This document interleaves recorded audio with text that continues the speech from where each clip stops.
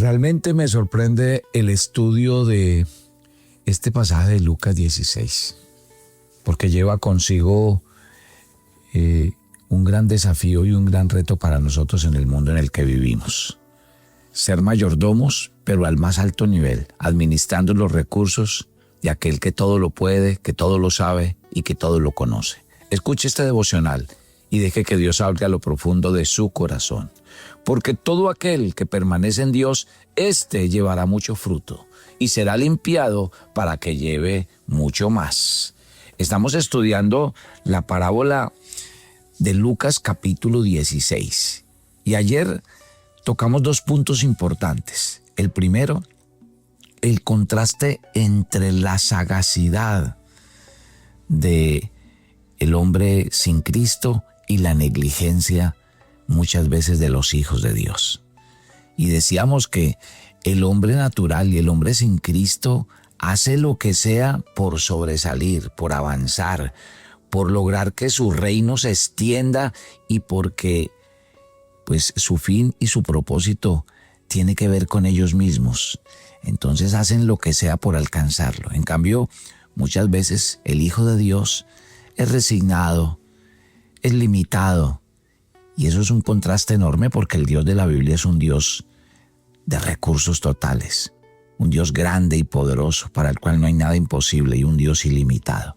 Y en segundo lugar, dijimos que ¿por qué no aprovechar la administración de los bienes materiales para conseguir dividendos espirituales, cosas eternas? Y ahí el reto que tenemos nosotros como hijos de Dios, que definitivamente en el mundo en el que Dios nos ha colocado no es para satanizar nada. Dios dijo que nosotros estábamos en el mundo, pero no éramos del mundo.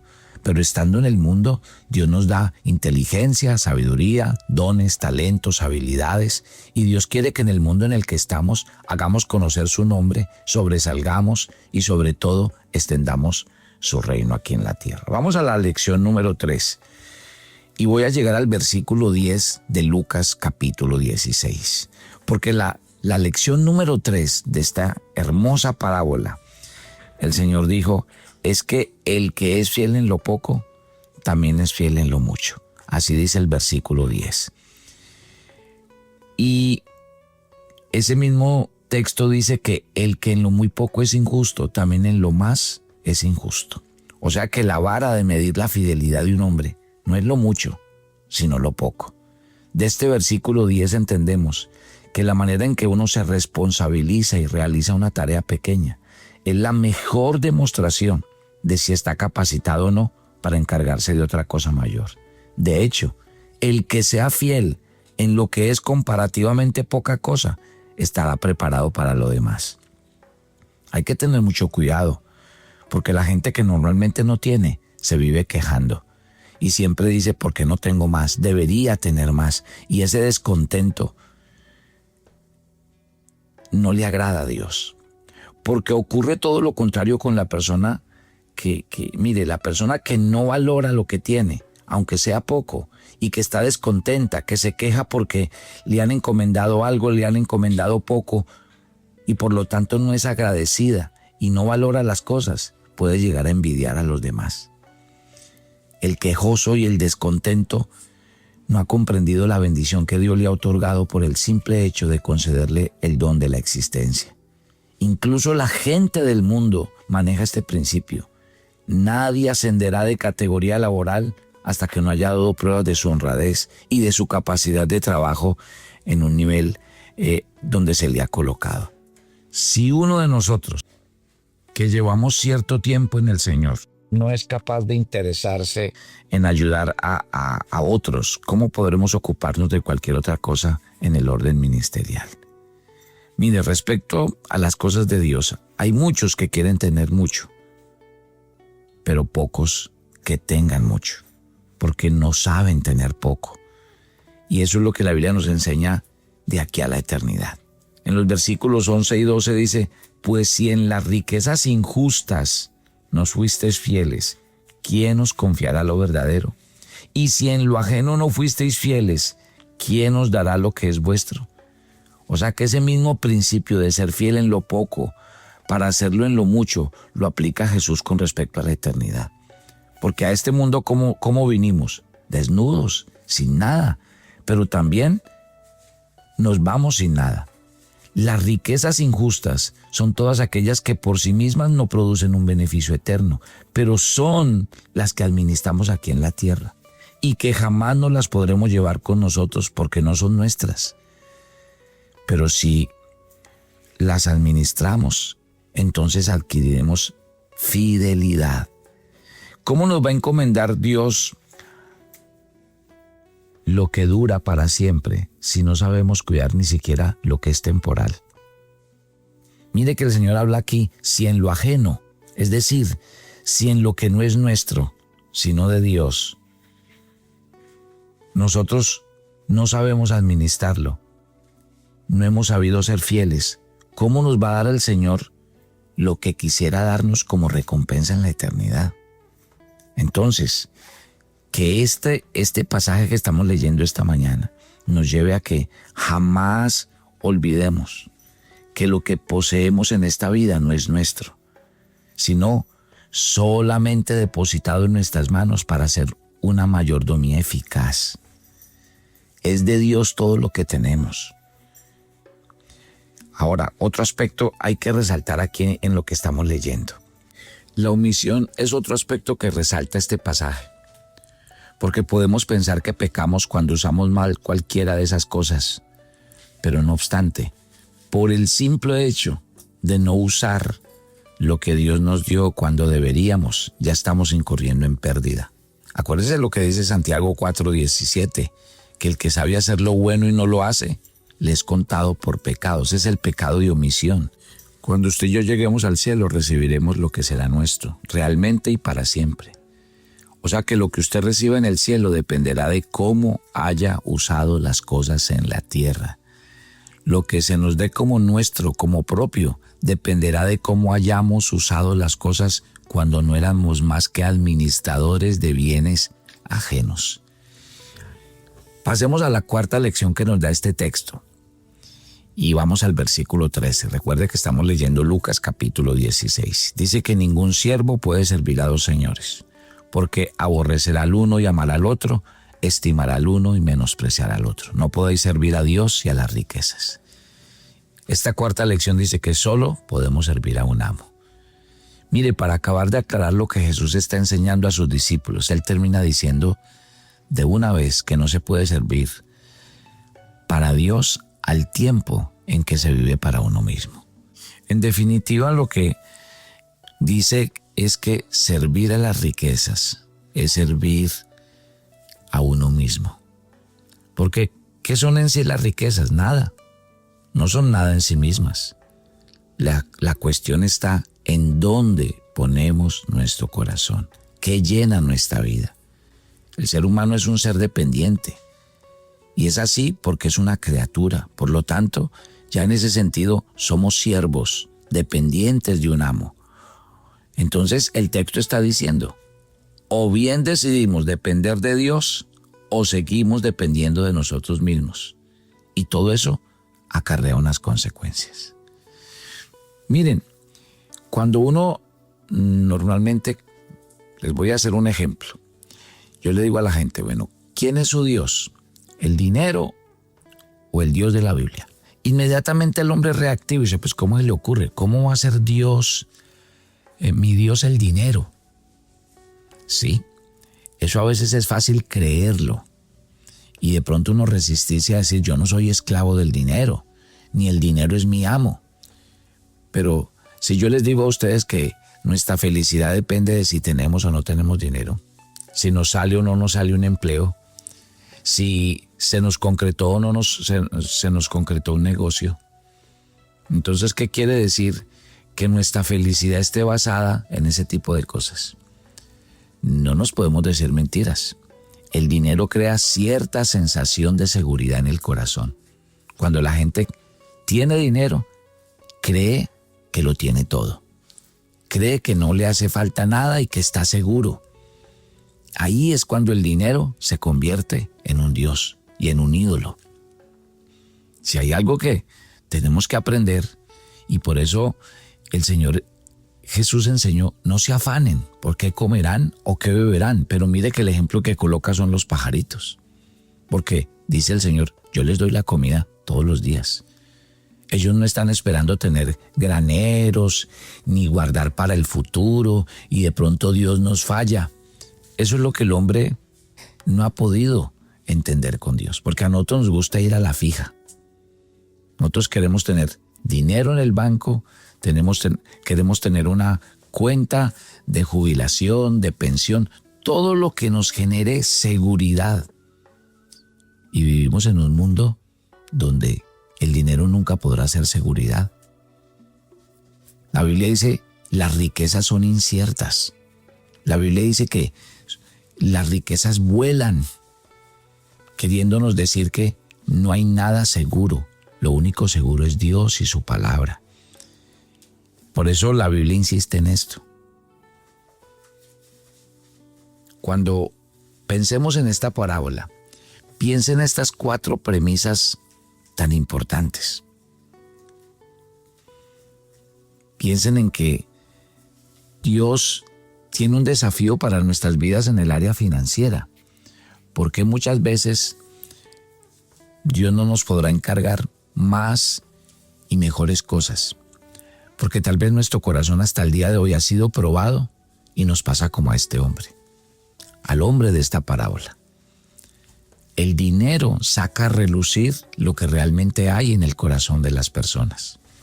El dinero no cambia a la gente, lo que hace realmente es sacar lo que hay en lo profundo del corazón de cada persona. Y por eso les digo, es muy fácil que una persona que no tiene, cuando tenga sus pensamientos, su manera de ser, todo cambia. Usted lo ha dicho. Oiga, la gente cómo cambia con dinero. Y así es.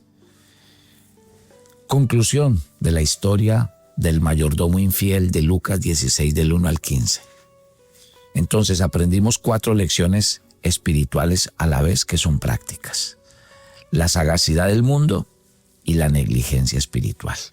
Recuerden, los hijos de este siglo son más sagaces en el trato con sus semejantes que los hijos de la luz. ¿Y qué se dice de los mundanos? Que la Biblia dice claramente que no se puede aprender nada. El tesón y el ahínco con los cuales los hombres de este mundo se ocupan y se preocupan por lograr lo que se proponen, yo diría que en el fondo es algo digno de tomar ejemplo para nosotros, pero para con las cosas de Dios. Y ese es el mismo espíritu de lucha que deberíamos tener nosotros para hacer la voluntad de Dios. En segundo lugar, lo que administramos en lo material deberá conseguir bienes eternos como meta final. Recuerden, ganen amigos por medio de las riquezas injustos para que cuando éstas os falten, os reciban en las moradas eternas. La riqueza material se puede usar de una manera egoísta para hacernos la vida más fácil, para adquirir cosas materiales y aumentar la vanidad, pero también se puede usar para cumplir la voluntad de Dios. Y ahí es donde reside nuestra verdadera mayordomía. La finalidad de esta vida es glorificar el nombre de Dios. Y recuerde que va a haber una recompensa eterna, pero esa recompensa eterna es aquellos que con la sagacidad del administrador infiel buscan alcanzar el reino de Dios. En tercer lugar, el que es fiel en lo poco es fiel en lo mucho. Y esta es una regla de vida. Si somos fieles en lo que aparentemente es poca cosa, pues mayor será nuestra responsabilidad, porque Dios nos va a dar cosas más grandes. Y en cuarto lugar, solo se puede servir a un amo. El administrador infiel era dueño y amo de sí mismo, solo vivía para servirse a sí mismo. Pero miren, Dios nos da a nosotros una definitiva. Si queremos honrarlo con nuestra vida, con nuestros bienes, con nuestros dones y talentos. Piensen en esta parábola, porque realmente aquí hay una gran edificación para nosotros como fieles mayordomos de lo que Él nos ha entregado. Tome su agenda devocional para el día de hoy. Hoy es el día 140 en su agenda y vamos a leer el segundo libro de Samuel, en el capítulo 22. ¿Cuál fue el motivo que llevó a David a escribir este cántico? ¿Y por qué el Señor es digno de ser alabado? Una pregunta personal. ¿Qué cosas debemos llevar a la presencia de Dios como lo hizo David en este pasaje? Padre, gracias por esta mañana. Y gracias por estos 4 puntos que nos habla esta parábola de este mayordomo. 2 desafíos tenemos delante de nosotros para este día. Uno, que la Biblia dice que como administradores requieres que seamos hallados fieles. Y en segundo lugar, que no podemos servir a Dios, a 2 señores. Que cada día en nuestro corazón tenemos que resolver darte la honra y la gloria con lo que somos y con lo que hemos alcanzado. Oro por cada oyente de Maná y pido que tu bendición repose sobre todos. Nos encomendamos a ti y pedimos tu bendición en Cristo Jesús. Amén y amén. Y yo los espero mañana en otro tiempo devocional.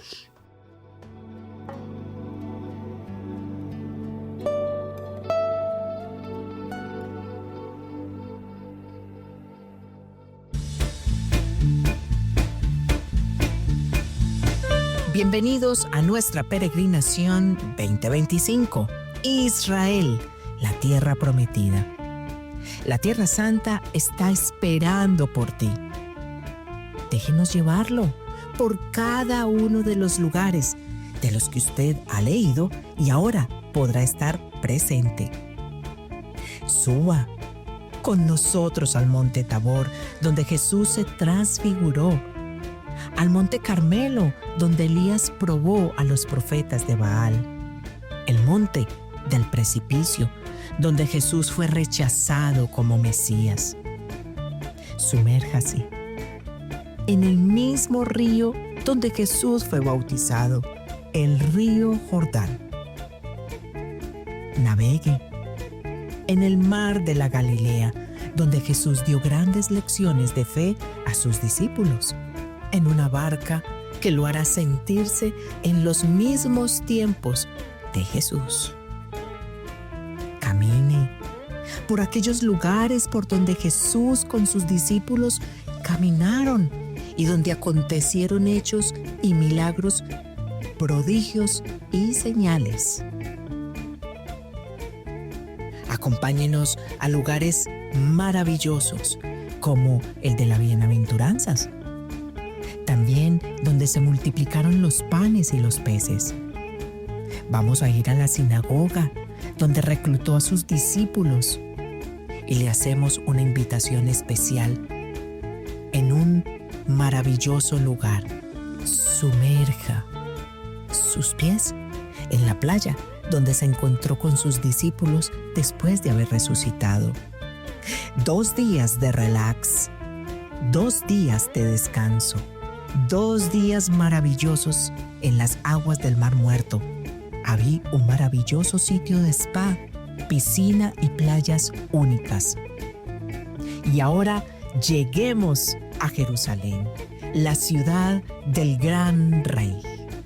Entremos donde se hizo la oración del Padre Nuestro. Arrodillémonos en el huerto de Getsemaní. Oremos en el muro de los lamentos, pongamos nuestras peticiones y creamos en lo que Dios va a hacer.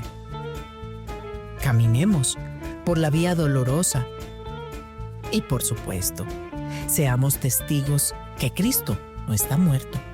Sí, llegamos a la tumba vacía, un lugar extraordinario, un lugar donde nuestra fe es confrontada. 12 espectaculares días maravillosos, con todo incluido. 3 comidas en buffet de la tierra prometida, los mejores hoteles, impuestos hoteleros y aeroportuarios, propinas y maleteros. También tenemos pagos los guías que los acompañarán durante todo el recorrido. Nuestras fechas, 20 de octubre a 1 de noviembre. Más 57 300 429 8001. Venga, vaya con nosotros a Jerusalén.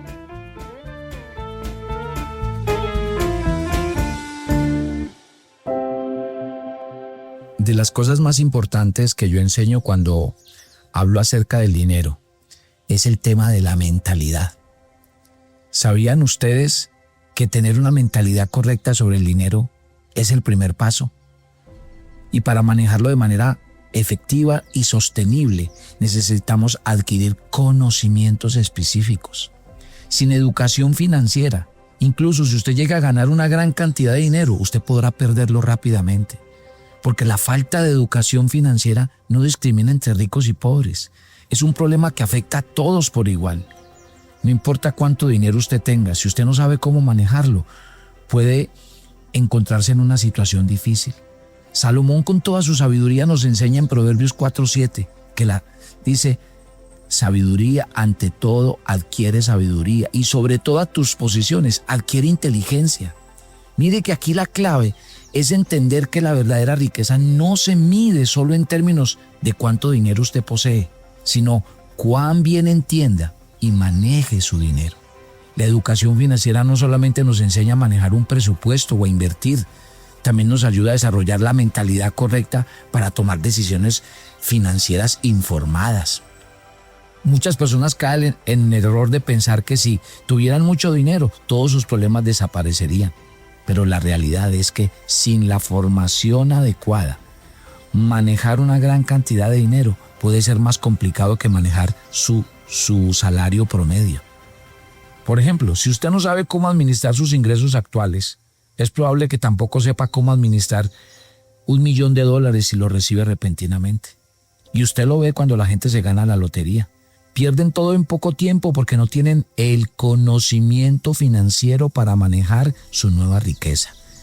Y esto nos demuestra que la educación financiera es esencial, sin importar la cantidad de dinero que se tenga. Entonces, ¿quiere venir a este seminario conmigo? Recuerde, es importante reconocer que la riqueza es más que simplemente acumular dinero. Se trata de entender cómo hacerlo, cómo crecer y cómo proteger lo que Dios nos ha dado. La Biblia nos enseña la sabiduría y la inteligencia, que son más valiosas que cualquier posesión material. Este seminario lo llevaremos a cabo en los Estados Unidos de la siguiente manera. Tome nota, sábado 24 de mayo en New Jersey. Así que ubique cuál es el lugar más cercano, pero le voy a recomendar. Esto es cupo limitado. Así que llene el link donde le van a pedir su información, hace el pago y separe su cupo. El precio incluye refrigerios, almuerzo y materiales. Los espero sin falta.